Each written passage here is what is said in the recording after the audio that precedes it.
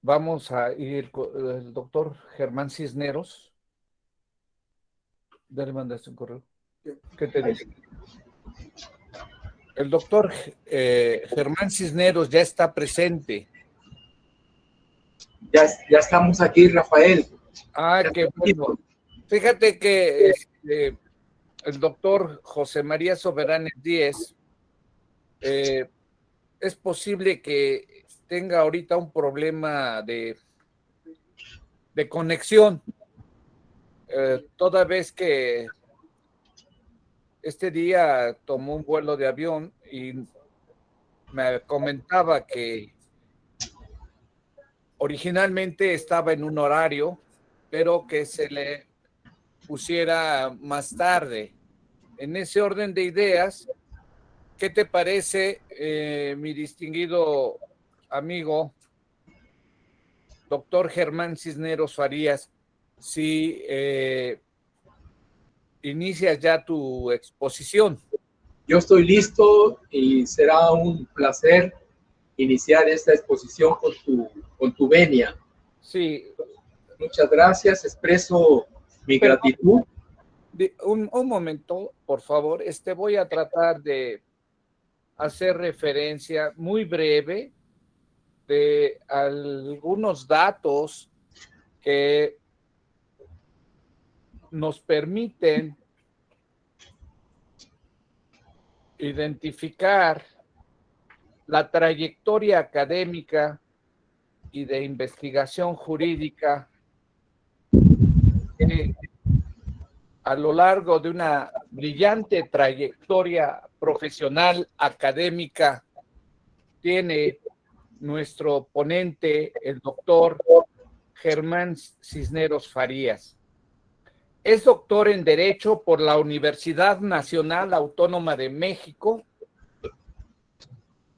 investigador en Derecho por la Universidad Autónoma de Nuevo León, profesor en el doctorado en Derecho de la Facultad de Derecho y Criminología y coordinador del área de Derecho Administrativo en el Centro de Investigación de Tecnología Jurídica y Criminología de la Universidad Autónoma de Nuevo León. Además, cabe resaltar que es miembro del Sistema Nacional de Investigadores, forma parte del Foro Iberoamericano de Derecho Administrativo, con sede en la Universidad de Coruña, España, y de la Asociación Internacional de Derecho Administrativo, con sede en Bogotá, Colombia. Miembro regular de la Academia Mexicana de Ciencias. Director de la revista mexicana Statum Rei Romanae, que trata temas de derecho administrativo. Ha publicado más de 17 libros en materia jurídica, escrito un sinnúmero de artículos que rebasan más de 30 y que se le han publicado tanto en revistas internacionales como nacionales. Ha participado en la organización de más de 7 congresos nacionales, 4 internacionales de derecho constitucional y administrativo. Autor de más de 10 libros que se le han publicado en prestigiosas editoriales sobre derecho a la educación, entre otros, teoría del derecho, etcétera. Este día, el doctor Germán Cisneros Farías nos va a exponer el tema: las cláusulas capitales en la teoría de Héctor Fix Zamudio, su pertinencia en la interpretación del artículo 35 constitucional. Recibamos al doctor. Muchas gracias, doctor Germán Cisneros Farías, con un fuerte aplauso, por favor. Muchas gracias, doctor Rafael Sánchez Vázquez.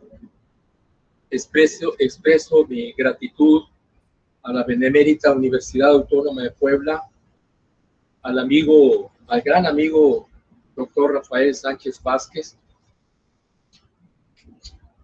manifiesto mi respetuoso recuerdo a mi maestro, al doctor Héctor Fix Zamudio, y a su respetable familia.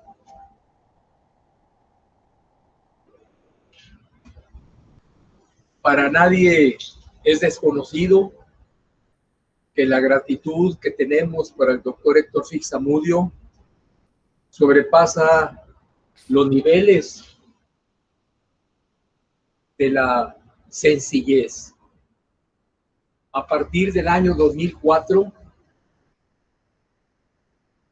nos hizo el gran favor de asesorarnos para empezar a invitar a distinguidos juristas nacionales e internacionales.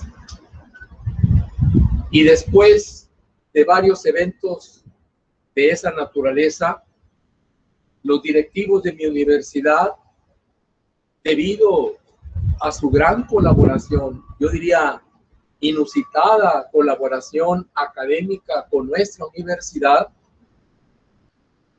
presentamos la iniciativa de construir una plaza de los juristas y en su momento un busto en bronce de la figura del doctor Héctor Fix Zamudio en vida. Los directores de nuestra facultad, David Galván Ancira, el doctor José Luis Prado, entre otros, manifestaron su interés en esta plaza de los juristas, y yo he querido que tanto a nivel nacional como internacional se sepa que somos una de las pocas universidades que tiene un busto en bronce del doctor Héctor Fix Zamudio y que se develó en su oportunidad, y que en cada evento académico nacional e internacional hacemos una parada aquí con el propósito de recordar. Está pues aquí una plaza especial para los juristas junto con el doctor Jorge Carpizo y también con el maestro Carlos Aguilera Ortiz, pero el primero fue el doctor Héctor Fix Zamudio.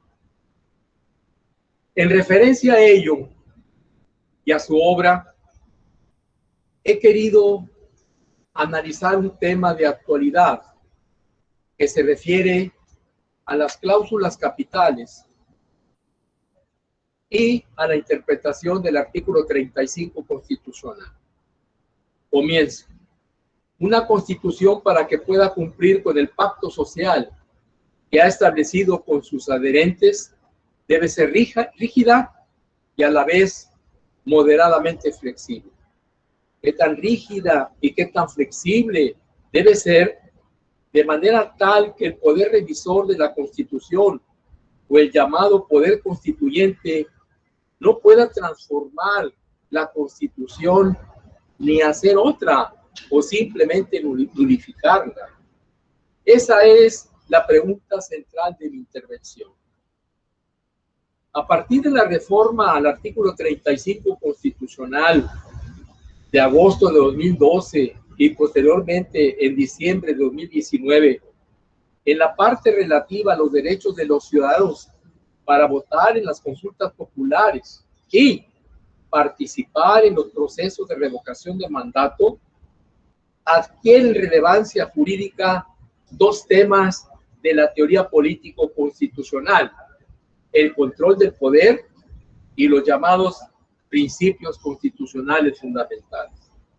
Diego Valadez y Héctor Fix Zamudio aparecen como líderes internacionales en los asuntos en cuestión. Desde Lowenstein hasta nuestros días, la doctrina insiste en que la Constitución fue concebida como un instrumento de control y de limitación del poder. El tema que ahora nos toca, las cláusulas capitales en la teoría de Fix Zamudio y su pertinencia en el artículo 35, se inscribe dentro de la teoría del control del poder. Diego Valadez, en su obra El control del poder, explicando el esquema de controles horizontales, verticales, intra e inorgánicos de Lowenstein, nos dice que existen controles internos y externos del poder especificados en nuestra Constitución. En cuanto a los controles externos, los más eficaces, en la interesante opinión de Diego Valadez, son los que ejerce el electorado y en ciertas circunstancias los medios. Es aquí, en esta tesis relativa a los controles externos del poder a través del electorado o los procesos electorales, en donde encontramos la pertinencia del artículo 35 constitucional y las llamadas cláusulas capitales en la teoría del doctor Fix-Amodio. Expliquemos.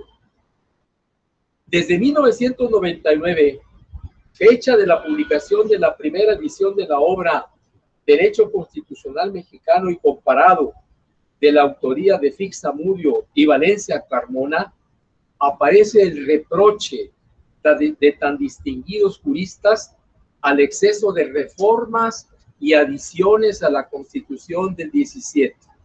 Se preguntan, ¿a qué se deben tantas reformas? ¿Por qué no se someten las reformas a la consulta del pueblo, al menos las esenciales? Y se preguntan también, después de tantas reformas constitucionales, ¿subsisten aún las decisiones políticas fundamentales de 1917? Vaya la pregunta en cuestión. Don Héctor Fix-Amodio está en contra del excesivo poder al llamado constituyente permanente inserto en la amplia interpretación del artículo 135 constitucional, que puede ser adicionada o reformada para que las adiciones o reformas lleguen a ser parte de la misma. Se requiere que el Congreso de la Unión, por el voto de las 2/3 partes de los individuos, acuerden las reformas o adiciones y que éstas sean aprobadas por la mayoría de las legislaturas de los estados y de la Ciudad de México. Estas limitaciones al artículo 135 constitucional para el doctor Fix-Amodio y para la doctrina no han sido suficientes. Nos remontamos a la época de los griegos, en que había dos tipos de normas, la nomoi y la sefismata, unas de poder constitucional superior y otras secundarias. Ciertamente había una división, y para que se pudieran reformar las normas superiores, el proceso era diferente, no administrativo como aparece en el 135 constitucional. En el pensamiento jurídico mexicano, la tesis de la limitación del órgano revisor ha sido de gran prosapia, pero ha habido también quienes han opinado a favor de la modificación de la Constitución sin mayores límites. El asunto se torna más espinoso cuando se inquiere si el órgano revisor puede cambiar o no las decisiones políticas fundamentales. Sobre este problema, aunque con ciertos escrúpulos, Tena Ramírez consideró que lo que él llama constituyente permanente previsto por el 135 constitucional por vía de reforma o de adición, nada escapa a su competencia.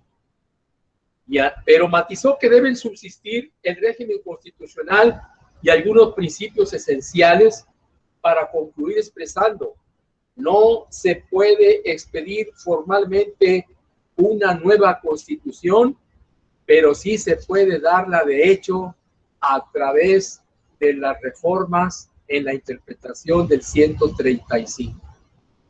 Más rotundo es Ulises Schmidt, que subraya: nuestra opinión es en el sentido de la limitación de la competencia del órgano revisor de la Constitución, en virtud de que para tal órgano la limitación jurídica no existe, pues su competencia no se encuentra limitada por ningún otro precepto constitucional.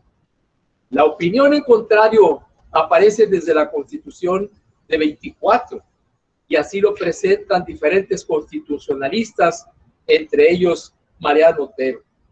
La flexibilidad constitucional ha sido en principio provechosa para el país en cuanto ha respondido de manera adecuada a su problemática. Ha mantenido en general las decisiones políticas fundamentales, introducido modificaciones e instituciones novedosas, pero no se puede considerar que sea una obra perfecta.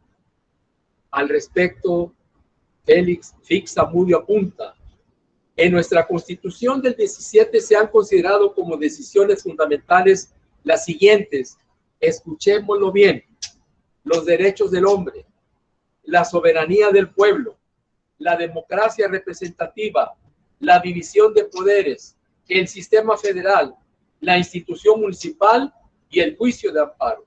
Tan grande es el valor de estas decisiones que en la doctrina todavía subsiste una discusión en el sentido de si pueden o no ser reformadas.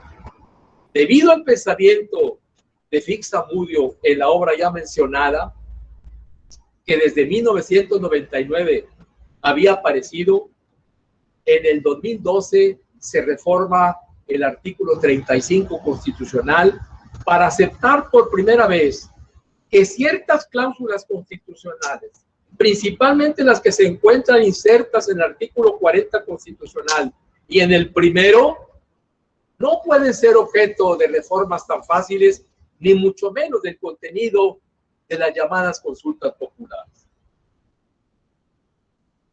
Hay entonces límites al poder revisor de la Constitución y al llamado poder constituyente. Al no permitirse, ni aún mediante consultas populares, reformar los derechos humanos, el sistema federal, la democracia representativa y la voluntad del pueblo para constituirse en república, mi estimado doctor Rafael Sánchez Vázquez, lo que en su conjunto constituyen así las llamadas cláusulas capitales en la teoría del Félix Zamudio, que aún se encuentran en un proceso de innovación y que por lo menos ya en el artículo 35 constitucional, desde el 2012, aparecen como limitaciones al poder constituyente y al órgano revisor. Rafael, muchas gracias. Muchísimas gracias, doctor. Realmente ha sido una presentación clara, breve, precisa que nos ha obsequiado el doctor Germán Cisneros Farías, quien es profesor también emérito de la Universidad Autónoma de Nuevo León. Pues nos deja en la reflexión. Además, si gusta hacer un último comentario de su disertación, doctor Germán Cisneros Farías, tiene unos 3 minutos más. Con gusto. Como el doctor Rafael Sánchez Vázquez lo sabe, pues él y yo estuvimos varias veces en las oficinas académicas del doctor Héctor Félix Zamudio. Siempre presentó una multitud de ideas que yo en determinado momento consideraba una máquina de ideas constitucionales. Yo me he permitido presentar una de tantas propuestas, pero no la única, sino que ha tenido, desde mi punto de vista, más de 20 propuestas constitucionales, comenzando con el tema de los derechos humanos, la no discriminación en el tema de los derechos humanos, la defensa de la Constitución, su presencia académica en la consolidación del juicio de amparo, en cada uno de los temas relativos a la estructura constitucional. Yo recomiendo sus obras, pero en particular el tema del libro del Derecho Constitucional Mexicano y Comparado, que es una obra académica suculenta, que yo la he leído varias veces y que tengo la gran distinción de que me la haya dedicado en particular a nuestra Universidad Autónoma de Nuevo León, que tanto le agradece y que tantos recuerdos académicos tenemos, porque sus ideas, sus pensamientos en materia de derechos humanos y derecho constitucional y de juicio de amparo van a prevalecer mucho tiempo. Matizo este tema con uno de los pensamientos del doctor Jorge Carpizo MacGregor, que aquí también aparece su busto en bronce, y que él hacía referencia al doctor Fixamudio como uno de los juristas mexicanos más conocidos en el extranjero. E incluso a mí me obsequió un libro que aunque parece broma, se escribió en chino y obvio, pues no se puede leer. Pero el tema del juicio de amparo está traducido nada más ni nada menos que al idioma del chino. Y por ello se afirma que él es el que consolida el juicio de amparo en nuestro país. Nos podríamos, estimado doctor Rafael Sánchez Vázquez, pasar más tiempo hablando de las particularidades de don Héctor Fixamudio, pero yo me congratulo en participar en este homenaje que le rinde la Benemérita Universidad Autónoma de Puebla y sobre todo con el liderazgo de nuestro gran amigo, el doctor Rafael Sánchez Vázquez. Muchas gracias, Rafael, y estamos a tus órdenes. Muchísimas gracias, doctor Germán Cisneros Farías. Realmente ha sido una excelente disertación y sobre todo esa bonomía que le distingue, además del cariño que nos une por haberlo externado a nuestro homenajeado, al doctor don Héctor Fixamudio. Muchísimas gracias y un fuerte aplauso, doctor Germán Cisneros Farías.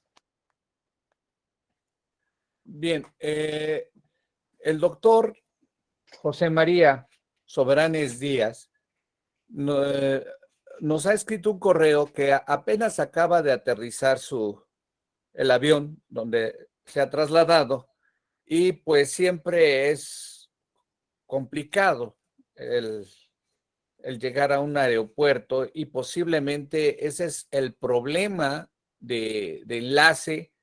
Voy a pedirles su comprensión y en este momento voy a tratar de participar para efecto de no perder el hilo conductor del cronómetro de nuestro programa de las exposiciones. Como ustedes tienen ahí su programa, su servidor, Rafael Sánchez Vázquez, va a tratar el tema la generación del conocimiento en la formación de los estudiosos del derecho. Cabe resaltar que para don Héctor Fixamudio, la docencia, así como la investigación jurídica, eran unas de sus tantas líneas de investigación y que nos ha dejado brillantes aportaciones. Voy a citar textualmente una reflexión de don Héctor Fixamudio.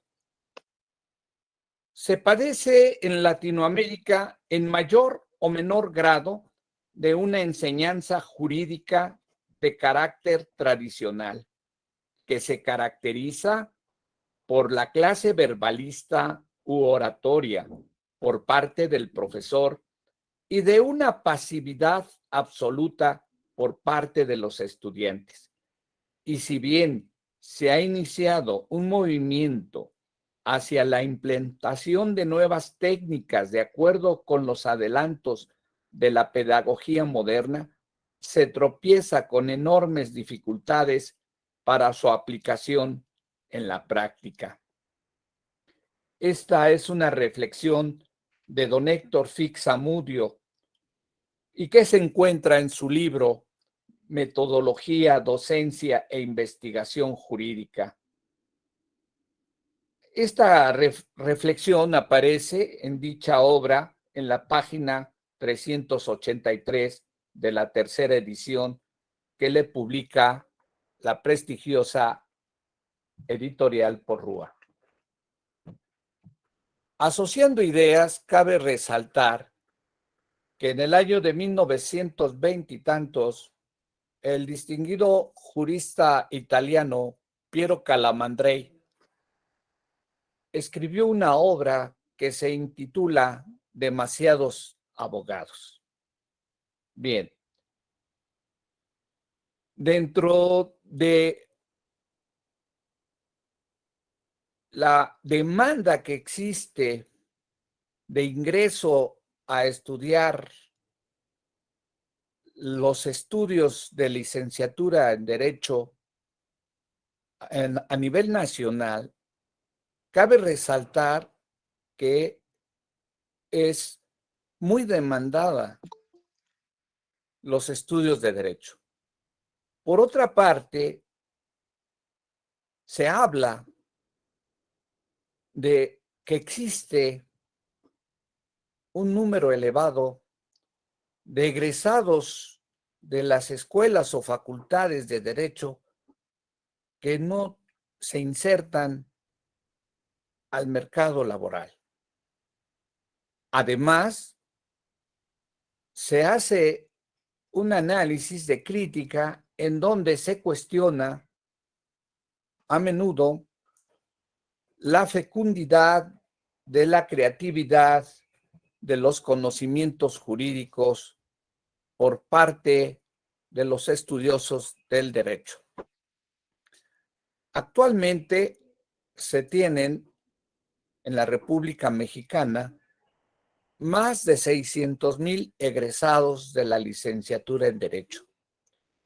Sin embargo, un porcentaje mínimo es aquel que se encuentran desarrollando la investigación jurídica certificada por el Sistema Nacional de Investigadores, es decir, menos del 0.3 de esa amplia población de egresados de la licenciatura en Derecho se dedican a la investigación jurídica. Esto se debe, sin lugar a dudas, como lo asienta en la reflexión que hace unos momentos expuse del doctor Héctor Fix-Amudio, por mantener en las aulas de derecho métodos y técnicas que conforman al modelo de la enseñanza tradicional del derecho. Razón por la cual es importante precisar que desde las primeras conferencias latinoamericanas sobre el derecho, se hizo énfasis en una de sus mesas el problema de la docencia e investigación jurídica. Cabe resaltar la compilación de la antología número 29 que trata sobre la metodología jurídica y que compiló en el año de 1978, se publica el trabajo del doctor Jorge Víquer Velázquez, y donde en dicho trabajo aparecen varios artículos, capítulos que se refieren a la problemática de la docencia jurídica tradicional. Pues bien, es incuestionable que la existencia y conservación del modelo de la docencia tradicional ha generado obstáculos para la generación del conocimiento jurídico.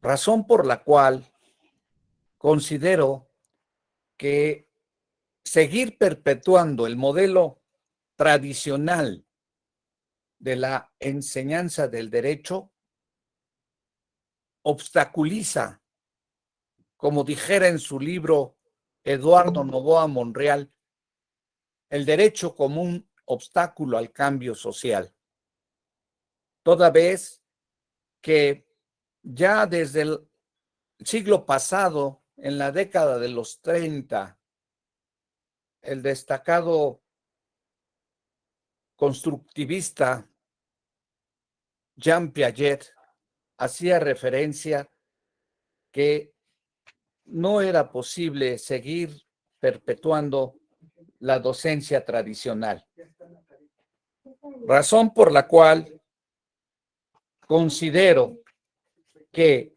epistemológicamente la docencia tradicional se sustenta en un proceso de conocimiento que se identifica como la teoría del reflejo asociada al modelo del conocimiento mecanicista, razón por la cual esto dificulta la creatividad en las aulas que ofertan los estudios de derecho. Pues bien, de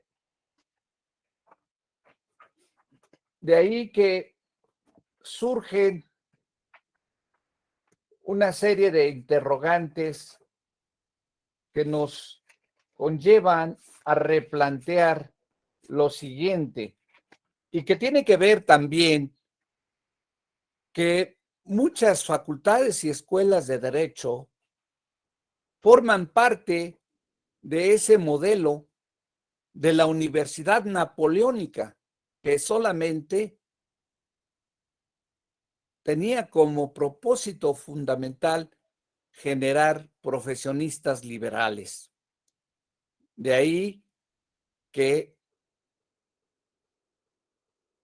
hace poco menos de 30 años se ha tratado de dar un cambio en las universidades de Latinoamérica, en México, por poner atención más a la generación del conocimiento sustentada en la investigación científica.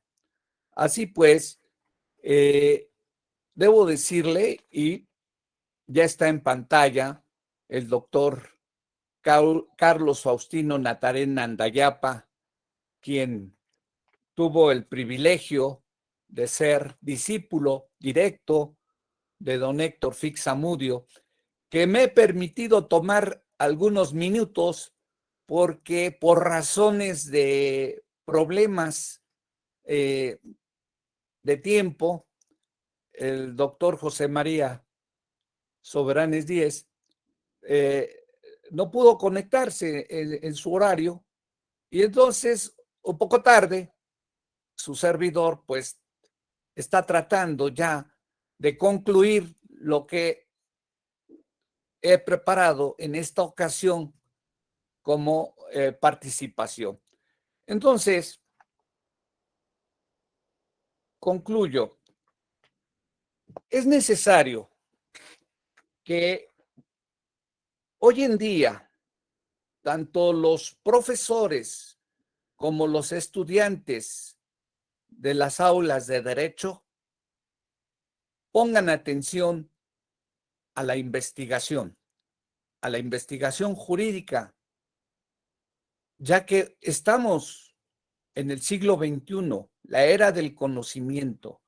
Entonces, hoy es un reto sine qua non el que tanto estudiantes como profesores inviertan tiempo en la investigación de práctica científica, a fin de poder saltar cualitativamente a otros umbrales del conocimiento. Hoy se tiene un problema, pero que al mismo tiempo, gracias al desarrollo científico-tecnológico, tenemos el mundo de la informática que nos proporciona de manera simultánea un mundo de información. Sin embargo, termino con esto. En el año de 1637, René Descartes, en su discurso del método, expresó lo siguiente: después de haber viajado tanto, de haber tenido a los profesores más sabios y de leer mucho, me di cuenta que lo más importante es lo que yo pensaba. Y ese es el reto de generar estudiantes y docentes con una tendencia a la generación del conocimiento. Muchas gracias. Y bueno, ya está aquí nuestro amigo, el doctor Carlos Faustino Natarén Nandayapa, quien es investigador nacional nivel 2. Actualmente es rector de la Universidad Autónoma de Chiapas. El doctor Carlos Natarén va a tratar el tema metodología de la docencia e investigación jurídica. Recibámoslo con un fuerte aplauso, por favor. Muy buenas tardes para todas y para todos. Quiero empezar por agradecerle al doctor Rafael Sánchez Vázquez su generosa invitación para participar en este que es un más que merecido homenaje a la labor, a la tarea, al de uno de los grandes juristas de este país, de la historia de México, a uno de los grandes abogados que ha dado la Universidad Nacional Autónoma de México, pero que sobre todo es pues un ser humano excepcional. Él era un gran maestro, un gran abogado, pero los que tuvimos el privilegio de convivir con el maestro Fix, realmente nos vamos a acordar de su don de gentes, de su capacidad y de su generosidad como persona. La verdad es que felicito entonces a la iniciativa, a los organizadores, a las instituciones que participan y pues reconozco que el esfuerzo académico de sentarse a discutir y a platicar sobre la obra de uno de los grandes maestros mexicanos, pues tiene mucho mérito. La verdad es que gracias por invitarme, Rafael, es muy generoso de tu parte. Y pues además es un privilegio participar en un evento donde también hay amigos muy queridos como el distinguido catedrático de de la Universidad Complutense de Madrid, de la Facultad de Derecho, el doctor José Manuel Chozas Alonso, que a pesar de la diferencia de horario veo que está aquí, a pesar de que allá en Madrid es ya bastante avanzada la noche, pues es un gusto que nos acompañe y que esté, y es un privilegio de mi parte.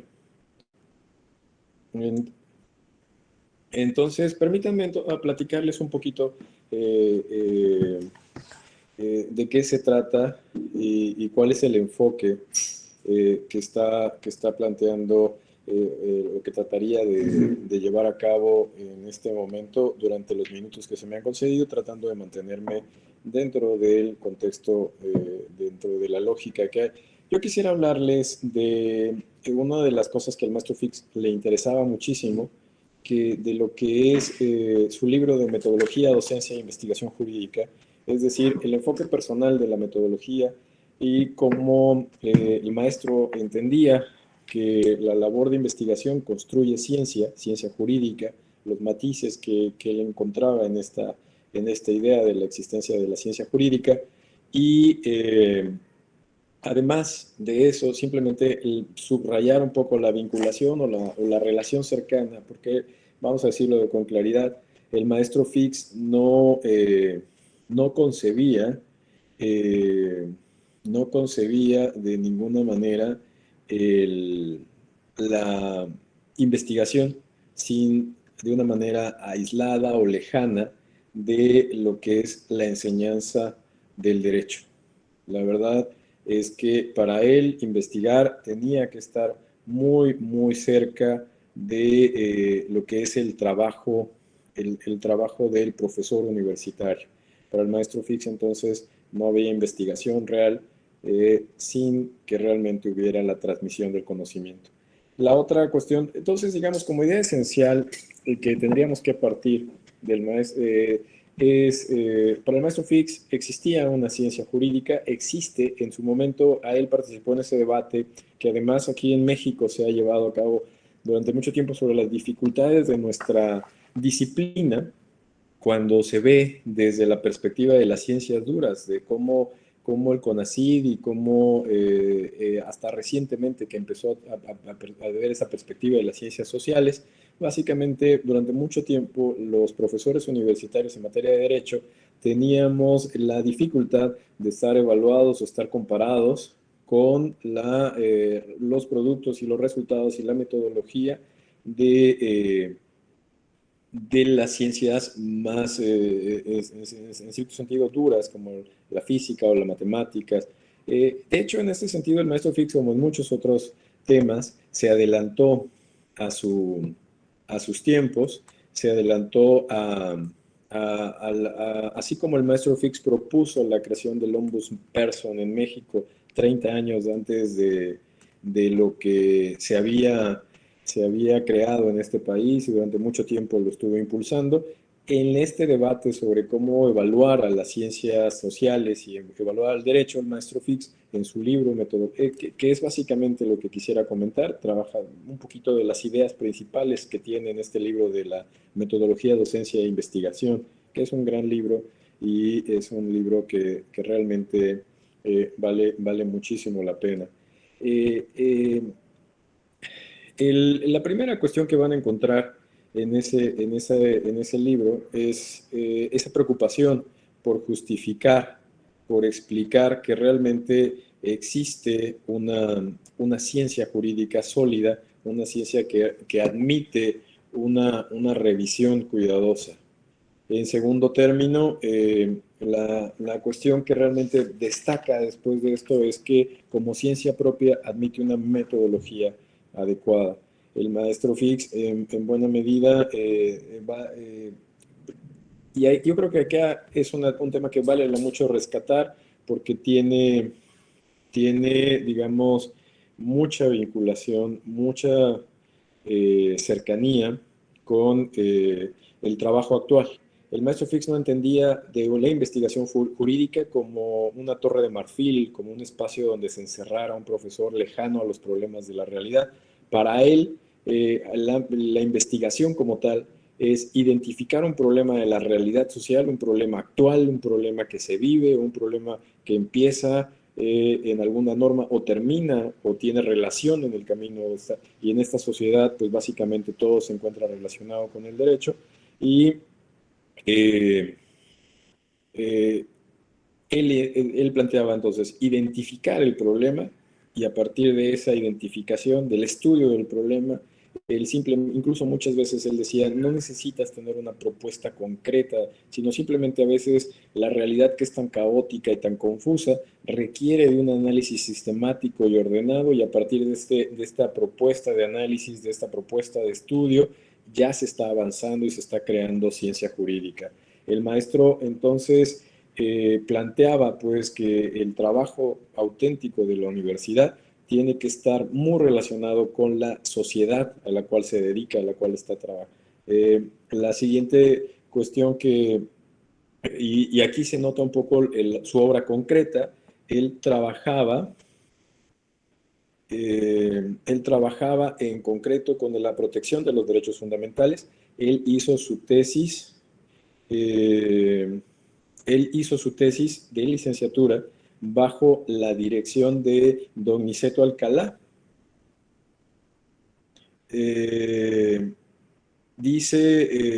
Don Niceto Alcalá, hay que decir la historia completa, era un profesor español que llegó a México como parte del exilio. Don Niceto, en estricto sentido, y es una de las cosas que contaba el maestro Fix de su maestro, él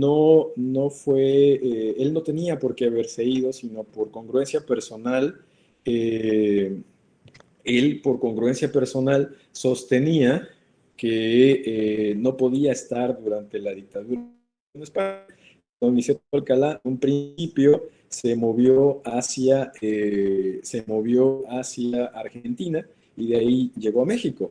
Don Niceto entonces fue admitido a la Facultad de Derecho en el Instituto de Derecho Comparado, a donde conoció al maestro Fix, primero como alumno y luego como profesor, porque estaba como, digamos, trabajando de medio tiempo ahí. Resulta que entonces el maestro conoció a don Niceto, aceptó que don Niceto le dirigiera la tesis, y una de las cosas más interesantes que les puedo compartir de la experiencia del maestro Fix es que él tardó 5 años haciendo una tesis de licenciatura. Él hizo una tesis muy sólida que además le dio la base sobre la protección jurisdiccional de los derechos fundamentales, y que dio como a partir de la semilla que sembró su trabajo para entender el amparo y para entender todo lo que son los tribunales constitucionales y el impulso que dio. Y el maestro Fix, entonces, la formación que tuvo es una formación muy sólida, muy tradicional, muy germana además, porque era la formación de don Niceto Alcalá. Y hay que decirlo también que otra de las cosas que creo que el maestro sostendría o sostiene o sostuvo durante mucho tiempo es que la metodología de la investigación tiene que adaptarse al problema específico que está tratándose de entender.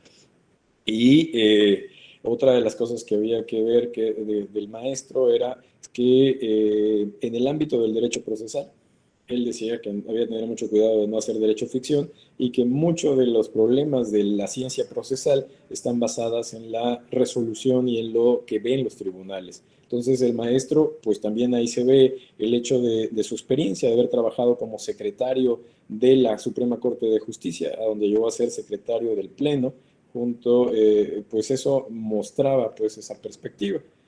Otro elemento que quizás vale la pena desarrollar y que se puede apreciar en el libro del maestro Fix, en el libro de Metodología, Docencia e Investigación Jurídica, son los ensayos que él dedica a la preocupación sobre el derecho comparado.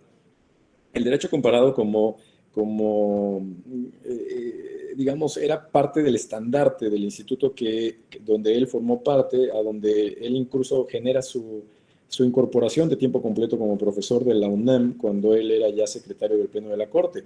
El Instituto de Derecho Comparado, que era parte de la Facultad de Derecho, luego se separa de la facultad y es lo que al día de hoy es el Instituto de Investigaciones Jurídicas de la UNAM. La idea del maestro Fix, cuando tiene los ensayos sobre derecho comparado, es una preocupación que tiene por la justificación, porque eso fue un debate muy dado en la doctrina mexicana sobre de qué sirve estudiar una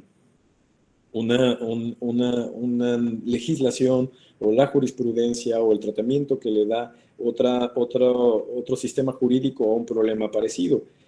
Durante mucho tiempo en el ámbito mexicano se cuestionó la idea de tener esa referencia de derecho comparado y se le tachó de extranjerizante. De hecho, una de sus anécdotas que prefería contar era un debate que existió entre dos profesores de la Facultad de Derecho en el año 68, donde él él contaba de cómo se empezó cuestionando la idea de que el derecho procesal debería nutrirse de la perspectiva de los profesores italianos.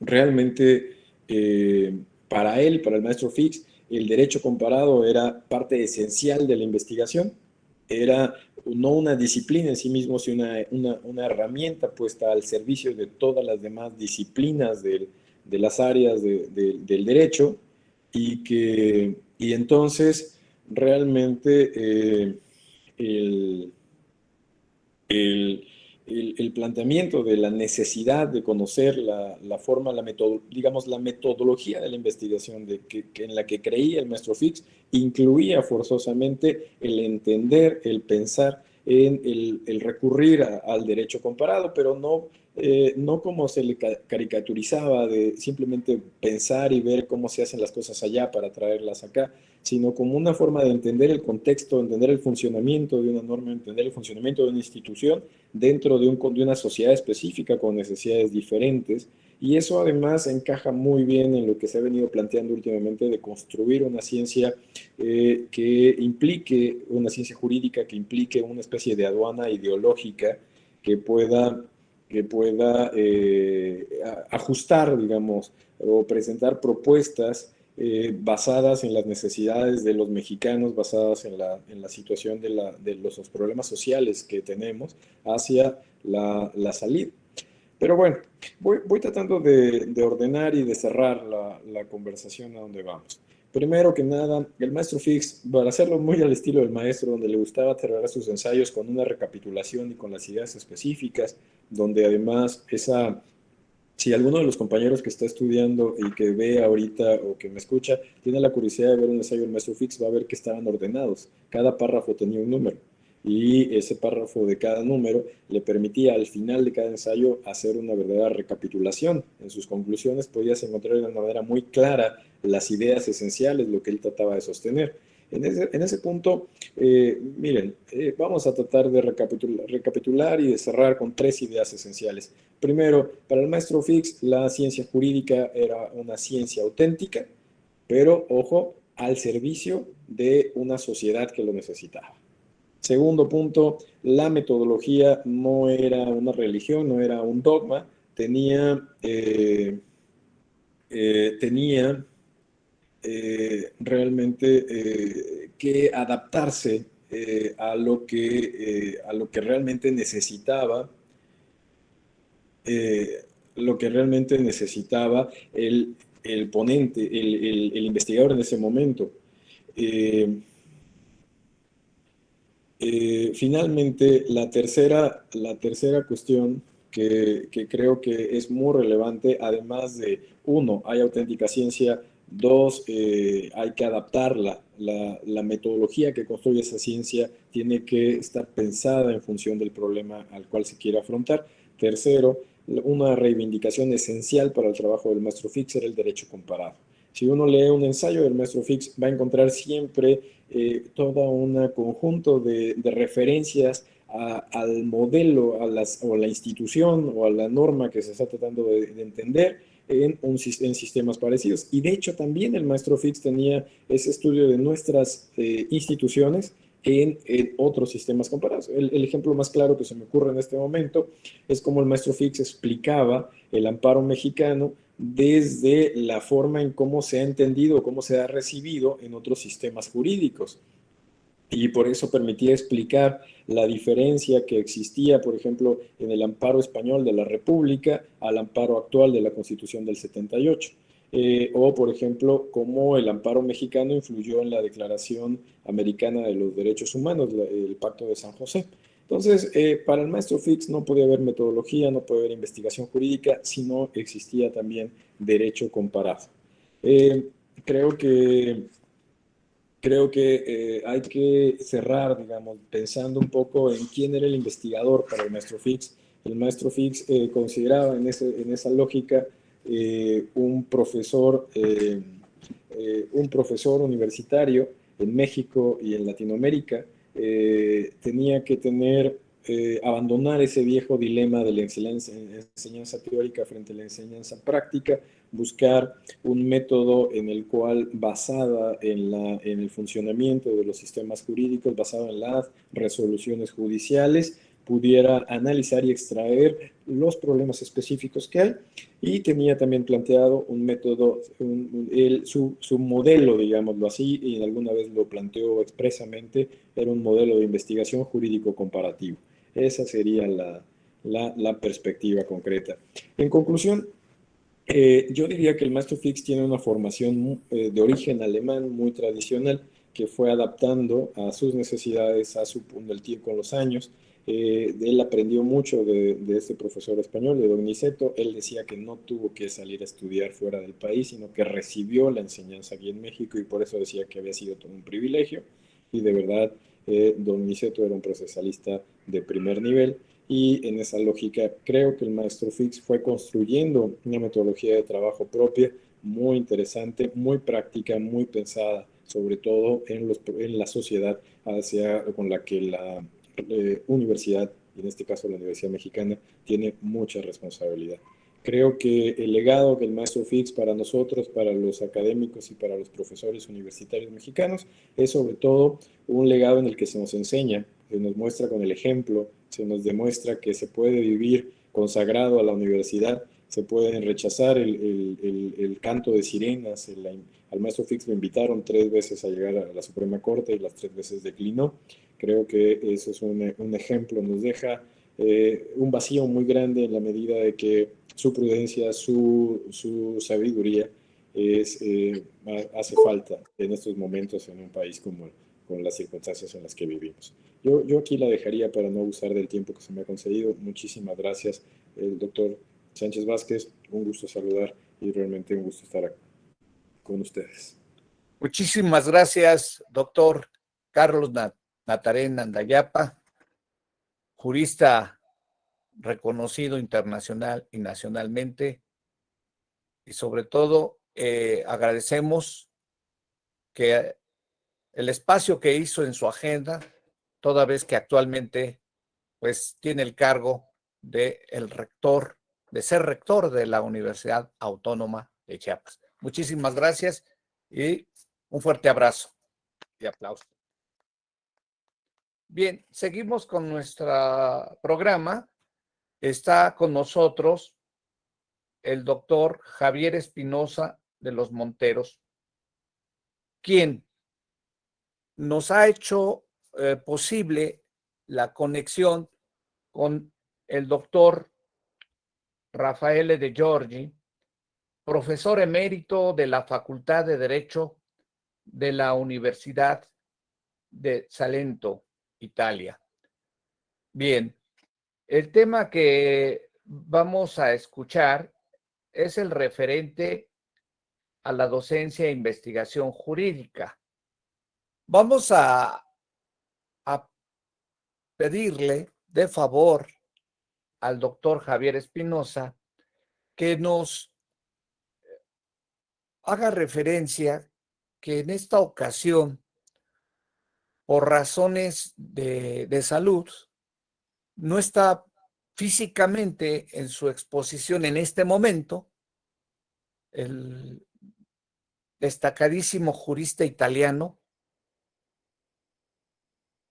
Raffaele De Giorgi.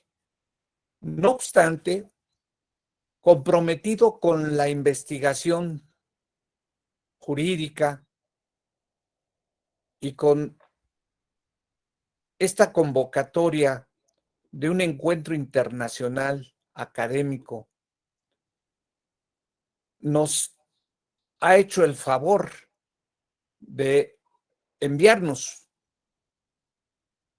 una grabación que en breve nos comparte antes de su exposición su discípulo directo que está con nosotros y que también lo recibimos con un fuerte aplauso tanto al doctor Raffaele De Giorgi como al doctor Javier Espinosa, porque él nos va a apoyar para hacer la difusión del documental que nos ha enviado el doctor Raffaele De Giorgi, y él posiblemente hará algunos comentarios de dicha disertación, así como se vincula y se articula sistemáticamente con la exposición que nos obsequiará el doctor Javier Espinosa de los Monteros Sánchez. Recibámoslo a ambos con un fuerte aplauso.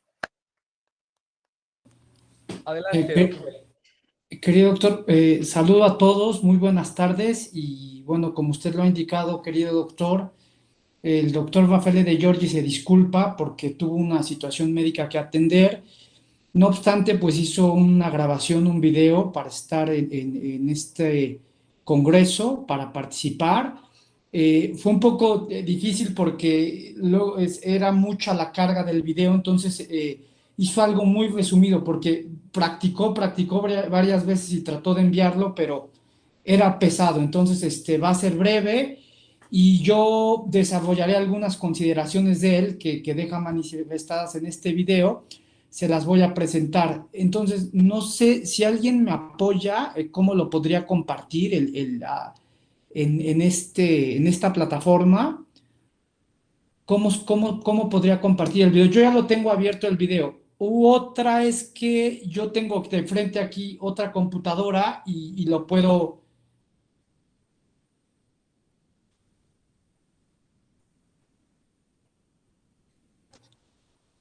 Sí, sí, doctor, nada más si me dicen, porque dice aquí presentar, ¿sería ahí que lo comparta?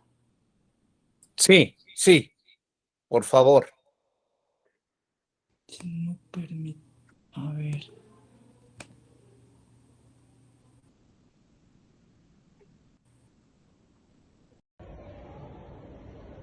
Buenas tardes.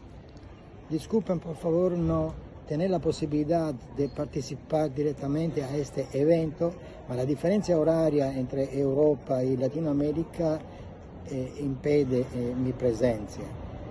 Entonces, quiero agradecer por la posibilidad de expresar mi recuerdo y mi consideración en este día de lo cual estamos celebrando el aniversario del doctor Zamudio, una persona de la cual tengo grandísimo respeto y grandísima consideración. He podido encontrarla algunas veces y era una persona maravillosa. Ella nos ha dejado sus preocupaciones teóricas que tienen grandísima actualidad desde mi perspectiva. Las preocupaciones con el dogmatismo de los conceptos y con la esterilidad de estas construcciones dogmáticas, de la lógica de la dogmática jurídica, non solo en la actividad científica de la investigación jurídica, ma también en la actividad didáctica. Digamos que él tomaba distancia la vieja tradición continental europea que tenía sus orígenes en la sociedad moderna con el pensamiento de Sabin, el pensamiento de Jhering, con la construcción de la arquitectura conceptual. Y él indicaba la necesidad de una intermediación de la experiencia que se ha hecho en Estados Unidos y en los países de tradición anglosajona.